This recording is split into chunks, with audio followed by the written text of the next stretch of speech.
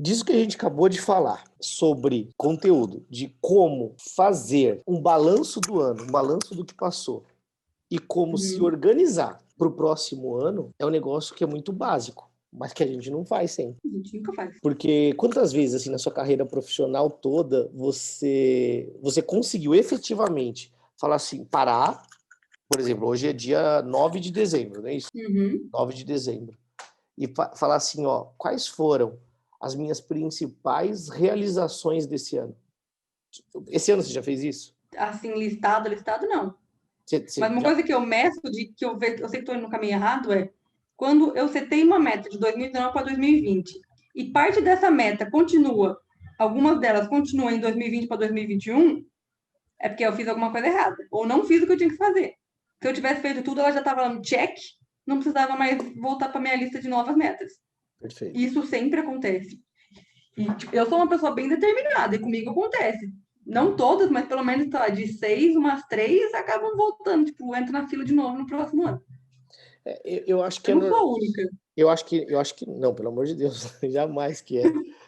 Eu já divido essa mesa com você, para começar. Mas, na verdade, acho que todo mundo divide. É maravilhoso, sei lá, e apresentar uma lista toda ticada, né? Mas não é a realidade. Não é verdade. Eu acho que a realidade, e eu acho que já é motivo de muito orgulho e comemoração, se atingir 70%, 80% do que você lista no seu dia. Tipo, quando eu consigo fazer entre algo 70%, 80% do que eu escrevi para eu fazer, eu acho que é uma puta vitória.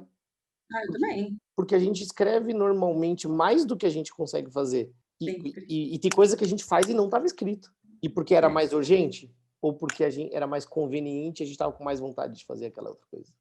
Normalmente porque é mais conveniente, né? Você tá numa tarefa que é difícil, que é chato, que não tá andando, não tá indo pra frente. Aí alguém fala, faz alguma coisa pra mim? Você fala, nossa, ainda bem. Agora. Você fica feliz de perder o foco. Você não tem essa consciência que você tá fazendo isso, mas você faz. Com felicidade. Fala, não, faço agora, rapidinho. É de boa, né? Interessante isso. E eu acho que isso, para essa galera que quer fazer ou como fazer consultoria, que quer buscar uma segunda fonte de renda, usando a empresa como laboratório, que nem a gente tinha falado. Eu acho que é premissa, vai criar clareza nas pessoas. Porque, assim, muitas pessoas, elas têm essa dificuldade. Tipo assim, pô, o ano pode não ter sido difícil financeiramente, mas foi difícil psicologicamente. Porque você não sabia se na próxima bloco de pessoas que iam ter, sei lá, iam ficar afastadas com redução de jornada, redução de salário, se o seu nome ia estar lá. E para a maioria das pessoas, não é só perder o emprego, mas, pô, você de um dia para a noite vai viver com 40% da sua renda, é difícil. E a angústia de não saber se isso vai acontecer com você ou não é mais difícil ainda. Então, como se preparar para isso? Tipo, pô, não, eu tenho uma alternativa para caso isso aconteça. Todo mundo, acho que ora para que a gente não tenha outro 2020 em vida, né? Tipo, em questão de desafios, sei lá, que a gente sofreu esse ano que ninguém era preparado. Mas, pô, tá preparado para ser algo similar acontecer? Eu acho que é sonho de todo mundo, independente da sua área, independente do que você faz para viver, do que é o seu trabalho. Porque ultrapassa a barreira do ganhar uma nova renda, mas tipo, pô, eu posso a qualquer momento não passar por essa dificuldade. E por mais que a gente possa pensar que, beleza, se eu tenho uma segurança financeira, um pulmão financeiro, é lindo falar isso na teoria. Na prática não é tão simples, mas a questão é quanto dói não ter, né? Quanto dói não ter. Quanto dói não ter, porque não ter isso é o que a maioria já sabe o que é não ter uma segurança. Agora, ter isso, talvez, ou como ter isso, como construir isso, talvez seja a decisão de... vou te contar uma coisa que eu fiz hoje. Eu tô numa vibe aí com algumas coisas assim de meio ambiente. Eu não sou 100% como eu gostaria de ser na questão de reciclagem, de levar as coisas, sabe? Não sou. Gostaria de ser melhor, mas eu tô cada vez mais com o meu nível de consciência elevado. Não jogo coisas, não descarto coisas erradas, nem nada. Mas, por exemplo, a gente estava de pulmão financeiro, de economizar e de fazer uma gestão melhor. Eu comprei água na segunda-feira que eu cheguei no hotel que eu estou aqui. E aí eu tomo 2 águas à noite, quando eu chego no hotel, até o outro dia de manhã. Aí eu peguei 2 garrafinhas.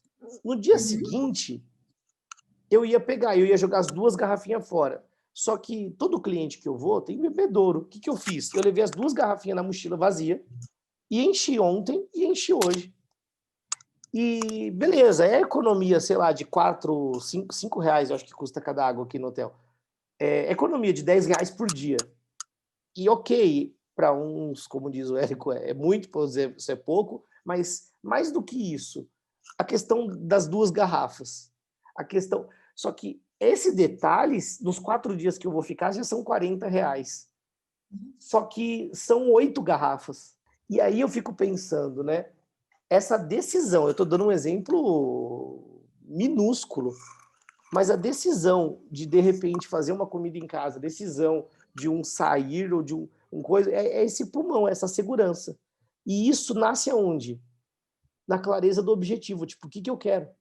Quanto eu quero ter de dinheiro guardado? O que eu preciso fazer, talvez, dentro do meu trabalho para ter uma segunda fonte de renda? O que eu preciso fazer para, de repente, me destacar mais no meu trabalho, ter uma segunda fonte de renda, mas também cuidar bem daquilo que eu tenho e daquilo que eu faço? Uma coisa que aconteceu muito para mim esse ano, embora eu não seja do Avatar, eu acho que a situação de vida é similar, tá? Eu sempre fui ensinada que, assim, para você ter segurança, você tinha que ter uma reserva financeira de no mínimo 3 meses. E como eu sempre fui meio neurótica, eu tinha para 6 meses. Então eu tinha esse dinheiro. Só que, tipo, 2020, na situação que é, durou mais que 6 meses. Então, assim, isso já não faz mais sentido para mim no planejamento de 2021. Faz sentido ter uma reserva? Faz. Mas eu já sei que isso não vai ser só suficiente, porque pode vir outros anos em que 3 meses, 6 meses, não importa a quantidade, não seja suficiente. Então, mas o que me salvou? Pô, eu sabia fazer outra coisa. Eu tinha condições de buscar outra renda. Foi o conhecimento, na verdade, não só o dinheiro. O dinheiro ajudou, porque pode até construir carteira de cliente, etc. Né? Foi o que ajudou a pagar as contas, mas só isso não seria o suficiente para mim, profissionalmente. É. E quanto desemprego está rolando? E quando o desemprego ainda pode rolar? Porque a gente tem até brincado, né? Às vezes vai dar prazo em alguma consultoria que eu faço ali. Hoje mesmo aconteceu isso. Ah, que prazo que a gente coloca? Que coloca assim, que vai fazer depois quando acabar a pandemia. Aí todo mundo riu. Quando vai acabar a pandemia? Né? Tipo, aquele prazo, né?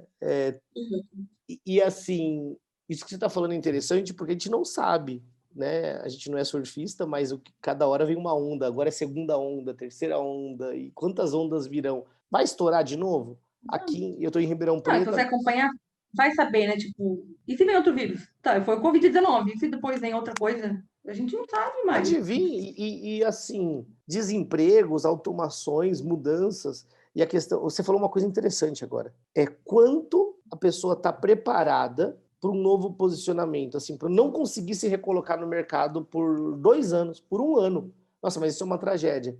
E o que acontece?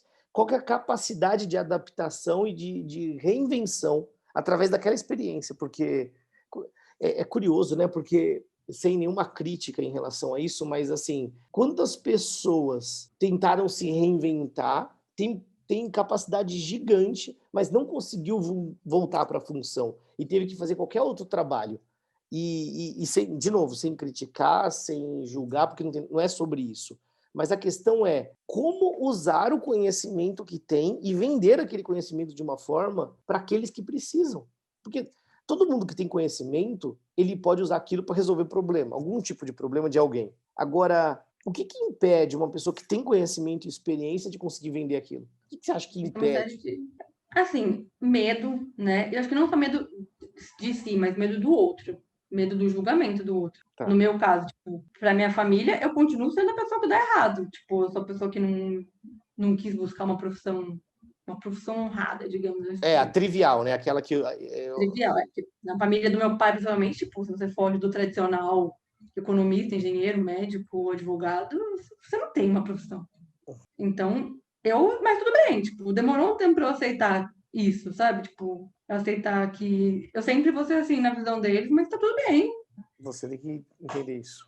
Você Mas tem o que que eu acho aceitar que isso. tudo isso clareia pra mim é que o CFC, ele não é uma segunda fonte de renda. Ele é uma saída segura para a pessoa, independente do que possa vir nos próximos anos. Interessante isso. Uma saída segura.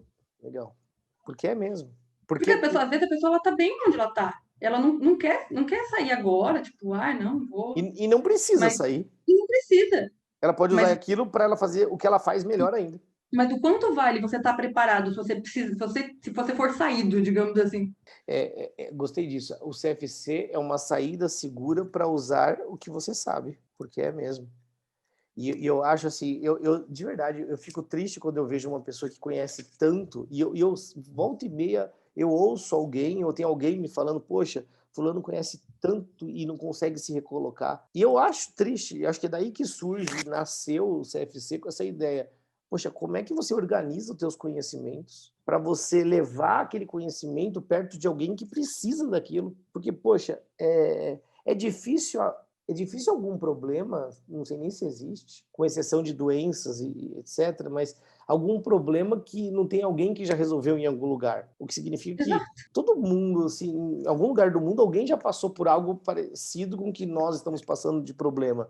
A questão é como encontrar aquela solução e, eventualmente, eu tenho uma solução que posso ajudar você uma que pode me ajudar. Agora, poxa, se eu não consigo reconhecer e organizar essa forma que eu tenho de resolver problema, talvez seja um dos motivos de alguém que conheça algo muito bem não conseguir se recolocar, né? Ou vender aquele conhecimento, porque a recolocação é uma das alternativas, mas hoje em dia com a internet do jeito que ela está, nós estamos aqui num Zoom, né? Quanto eu já vendi em consultorias desse tipo, assim, igual a gente está conversando aqui, mas clientes que me pagaram para fazer mentoria, consultoria, enfim, várias Então, questões. isso pode ser a versão beta, né? Exato, a versão beta. Ou dentro da empresa, ou já num piloto de como colocar aquilo em prática, né? Exato.